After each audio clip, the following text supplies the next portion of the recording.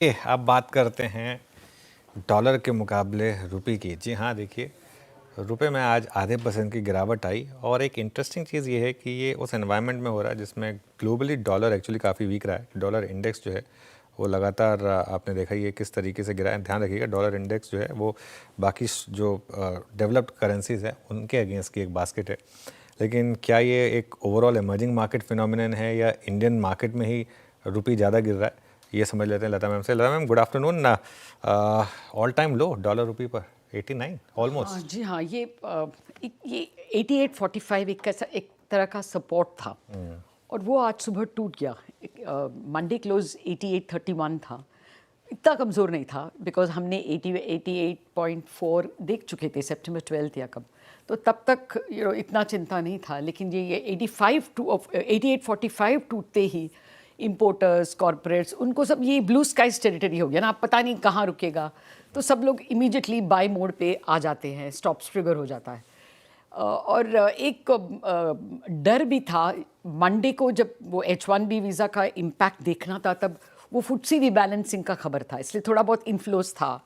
लेकिन आखिरकार जब नंबर आया वो 2910 करोड़ का FPI सेल्स था, डर था कि और भी सेल होगा ट्यूसडे को, तो उसके वजह से भी ज़्यादा हमको डॉलर बाइंग देखने को मिला ये डर के मुताबिक।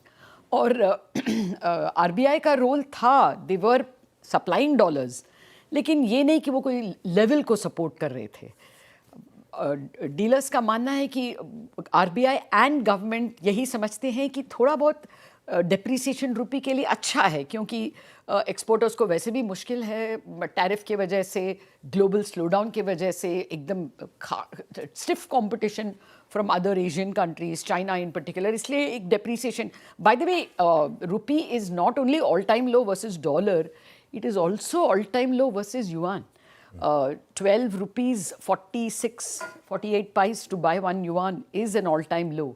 So it is suitable कि हमको ये competition, exporters को माहौल अच्छा है और imported items भी महंगे हो जाएंगे। आपने देखा होगा आज steel companies are doing well क्योंकि competition महंगा है, imported steel. So it is suiting everyone, but that doesn't mean the Indian RBI or government will be happy with a steady depreciation. बहुत डेप्रिसिएशन हो जाएगा तो आने वाले थोड़े कैपिटल फ्लोज भी नहीं आएंगे, उल्टा बेच के जाएंगे, और जब पूरा कमज़ोर हो गया तब आए। इसलिए बहुत कमज़ोर होने नहीं देंगे और होने की ज़रूरत भी नहीं है। मोस्ट ऑफ द एक्सपर्ट जिससे हमने बात किया, उनका मानना है कि at 88.50 all the bad news is in the price.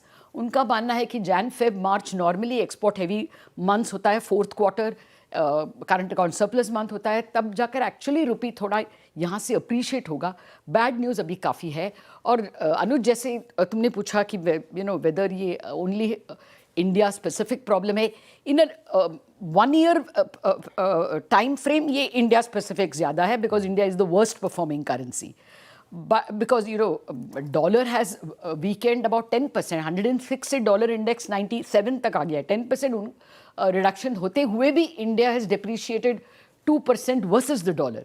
Almost all other currencies are up versus the dollar. Yuan is up 3% versus the dollar. So we are the weakest currency, but not today. Today, Indonesian rupiah and Filipino peso हमसे भी ज़्यादा कमज़ोर है। तो एक तरह से एक रीजनल वेव है, लेकिन हमारा वीकनेस थोड़ा ज़्यादा है if you look at the year long perspective. बिल्कुल, हमारा वीकनेस थोड़ा ज़्यादा है।